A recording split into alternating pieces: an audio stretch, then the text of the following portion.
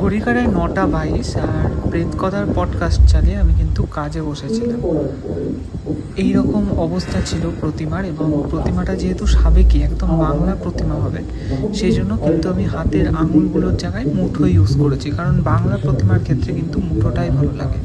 আর dice থেকে এই মাপের এই মুখটা তুলে নিয়েছিলাম, কারণ আমি যখনই কোনো নতুন মুখ জমাই তখনই সাইজ অনুযায়ী একটা মুখ আমি ছাঁচ থেকে তুলে নিই এবং তারপর সেটা কিন্তু নিজের মতো চেঞ্জ করে নিই।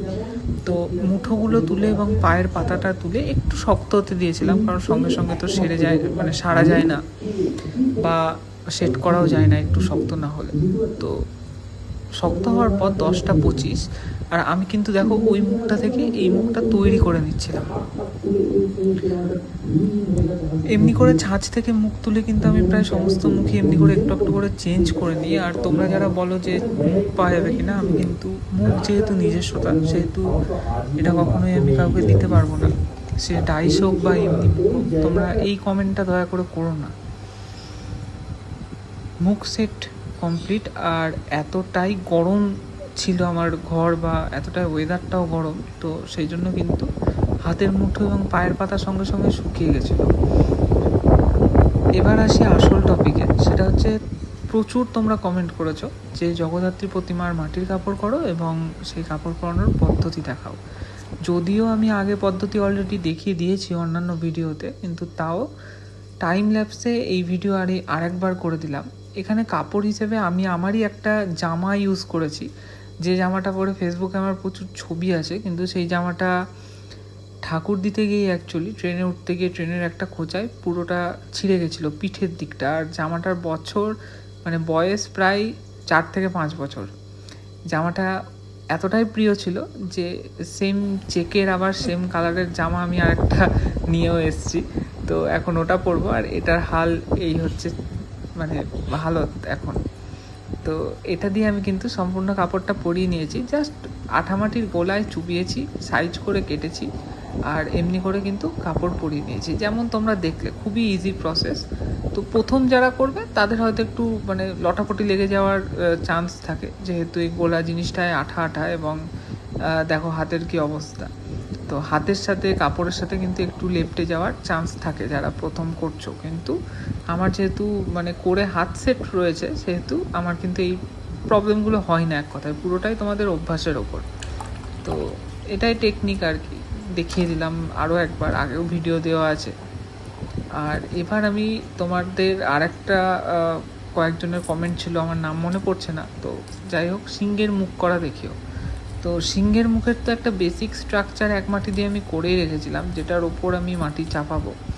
আমি স্বাভাবিকভাবে বড় ঠাকুর যেভাবে হয়, কারখানাতে যেভাবে দেখি যে বড় ঠাকুর হচ্ছে, একদম ওই প্রসেস নকল করে আমি ছোটোতে অ্যাপ্লাই করি আর কি।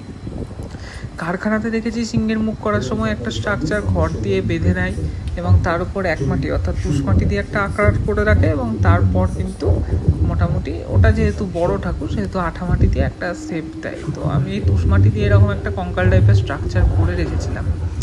আর এবার কিন্তু এটার উপরেই আমি মাটি দেব। তো প্রথম স্ট্রাকচার একদমই ছোট করে রাখি, কারণ এরপর ধরো মাটি দিতে দিতে আর কি বড় হয়। তো আমি শুরু করেছি একদম মুখের শেষ প্রান্ত থেকে, শেষ বলতে সামনের প্রান্ত থেকে, এবার করতে করতে পিছিয়েছি। তো এরকম একটা টেকনিক। প্রথমে নাকের পোর্শন তোলো, তারপর একটু একটু করে ওই চোয়ালের যে জায়গাটা, যে ব্যাপারটা ওই ফোলে চামড়াটা টানলে, এই সব বিষয়গুলো তোমরা কিন্তু ছবি দেখে দেখে কপি করতে পারো। তোমরা যদি ছবি দেখে, অরিজিনাল ছবি দেখে কপি করো, আমাকে আর শেখানোর লাগবে না, এবং আমার থেকে তোমাদের কাজ হয়তো অনেকের অনেক বেটার হতে পারে। এটাই বলা যে আমাকে ফলো করো হয়তো টেকনিক দেখার জন্য টুকটাক, ঠিক আছে, কিন্তু তা বাদে যখনই কোনো কাজ করবে অরিজিনাল ছবি ফলো করো, সেটা হাতের আঙুল হোক বা কোনো পশুর মুখ হোক বা কোনো ফিগার হোক, যাই হোক। আর আমার অ্যানিমাল বানানো অতটা ভালো নয়, আমি আগেও তোমাদের বলেছি, তাও এই বিষয়টার ওপর আমার প্র্যাকটিস চলছে এখন প্রচুর। যত কাজ করছি, কাজ করতে করতে হয়তো একটু একটু করে ভালো হচ্ছে, সেটাও তোমরা বলবে, আমি হয়তো কিছুই বলবো না এই বিষয়ে। তো এমনি করে আগে চোয়ালের পোর্শন, মানে যে পোর্শনটা সব থেকে একটা সিংহের মুখের মধ্যে কঠিন, আমি সেই পোর্শনটা আগে নামিয়ে নিচ্ছিলাম।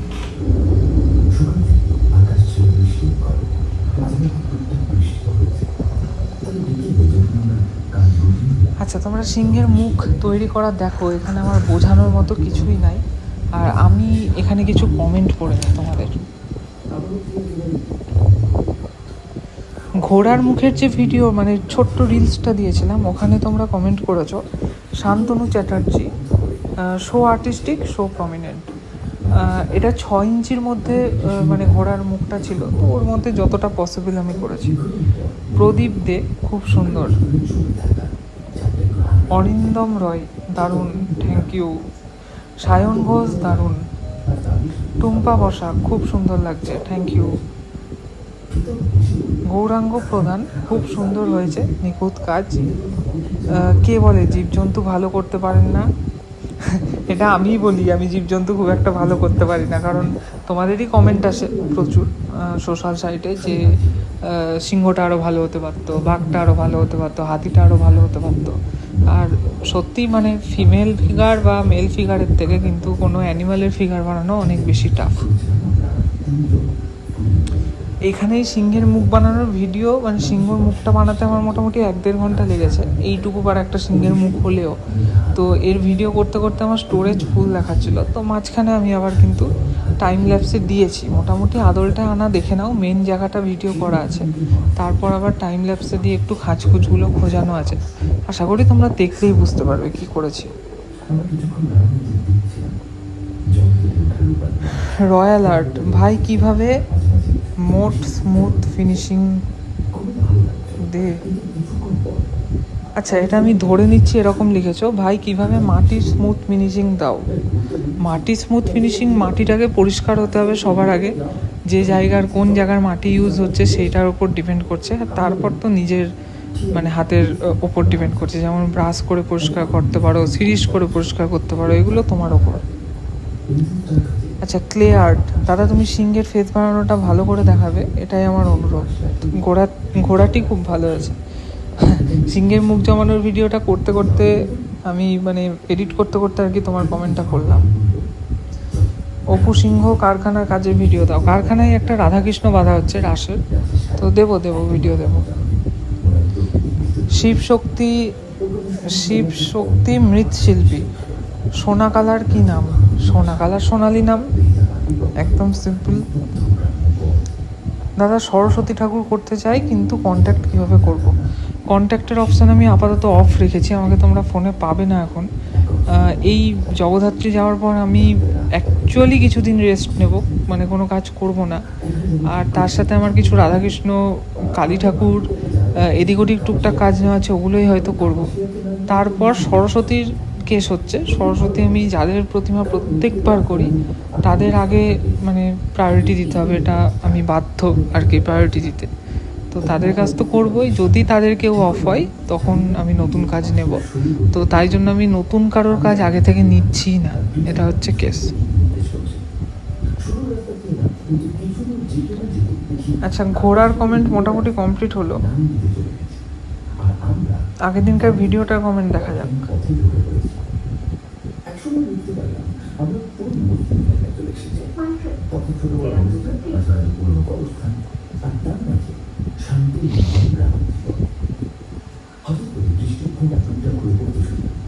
আগের দিনকার এই জগদ্ধাত্রী প্রতিমার দোমাটির সময় একজন ভিডিওতে কমেন্ট করেছো, এই কমেন্টটা আমি পিন করে রেখেছি। ভগবতী বলে, নামটা হচ্ছে ভগবতী 1796 এরকম সামথিং। দাদা তুমি আমার শিক্ষাগুরু, গুরুদেব, সবার প্রথমে তোমার চরণে আমার শত শত কোটি প্রণাম। এসব একদমই লিখবে না, আমি এখনও ওরকম কোনো যোগ্য হয়েই উঠিনি, আমি নিজেই কাজ শিখি একজনের থেকে, কারখানার থেকে, অভয় কাকার থেকে। তো যাই হোক, গুরুদেব আমার একটি চাওয়া, আমি ঠাকুরের মাটির শাড়ি আঁকা বুঝতে পারি না, যেহেতু শাড়ি ভাঁজ হয়ে থাকে সেই কারণে আমি শাড়ির কলকা বুঝতে পারি না। গুরুদেব আপনি যদি দয়া করে আমায় একটি খাতায় কলকা এঁকে দেখাতেন তাহলে আমি উপকৃত বোধ করতাম। আপনি আপনার অফ টাইমে অনুসারে করে দিতে পারেন, ধন্যবাদ। সবার প্রথমে কলকা আমি না হয় দেখিয়ে দেবো, কিন্তু মেন তোমাদের টার্গেট রাখতে হবে কাপড় আঁকার ক্ষেত্রে যে কাপড়টা জমাতে হবে। এবার সেক্ষেত্রে কলকার কোনো নিয়ম নাই। ইনফ্যাক্ট আমি মনে করি আর্টের কাজের কোনো কিছুরই কোনো নিয়ম নাই। মানে যেসব নিয়ম আছে, নিয়ম তৈরি হয় নিয়ম ভাঙার জন্য। তুমি তোমার মতো কলকা আঁকো, তোমার মেন লক্ষ্য রাখতে হবে কাপড়টাকে সুন্দর লাগাতে হবে, জমাতে হবে, তার জন্য যা দরকার তুমি করবে। আচ্ছা, তারপর এখানে কমেন্ট করেছো প্রিয়া মুচকুড়ি সামথিং নাম। দাদা তোমার কাজ দেখতে খুব ভালো লাগে, তোমাদের সঙ্গে দেখা করতে চাই, সরস্বতী পুজোর পর দেখা করব। আচ্ছা, নিশ্চয়ই নিশ্চয়ই, কারখানায় চলে এসো, দেখা হয়ে যাবে।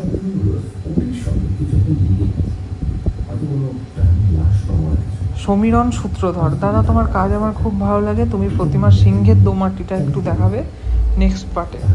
সিংহর মুখ জমানোর ভিডিওর ভয়েস দিতে দিতে আমি তোমার কমেন্টটা পড়লাম। আর সিংহ দোমাটি আর কি দেখবে, মেন তো মুখটাই, মুখটা করা আমি ভিডিও দিয়ে দিলাম, তুমি দেখতেই পাচ্ছ আশা করি।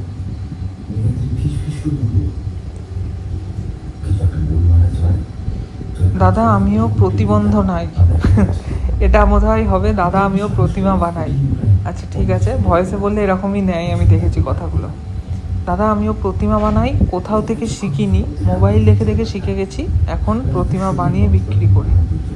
রাজু রুই দাস, কোনো কিছু শেখার ইচ্ছা থাকলে মানে কাউকে দরকার লাগে না, মানে নিজে নিজে অনেক কিছু করা যায়। আর সেখানে এখন তো ইউটিউব একটা দারুণ জিনিস, এই প্ল্যাটফর্ম মানে কাজে লাগাতে পারলে প্রচুর হেল্প হয়, প্রচুর।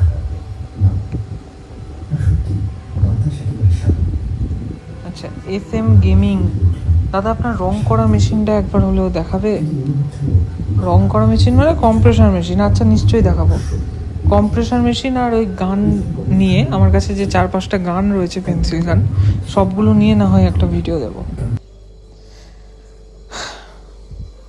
ভাই সিমেন্ট বালির প্রতিমা বানাও কি না? যদি বানাও তাহলে 2 ফিটের প্রতিমা, দাম কত হবে প্লিজ বলো।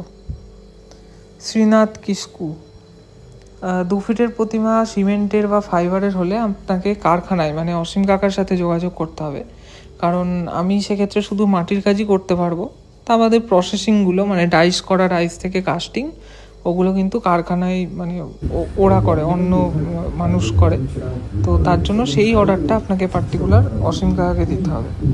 মাটির কাজ হয়তো আমি করব, কিন্তু কাস্টিং ফাস্টিং যেহেতু ওদের দায়িত্ব, সেহেতু অর্ডার আপনাকে মালিককে দিতে হবে। তো এইখানে এই হচ্ছে সিংহের মুখ।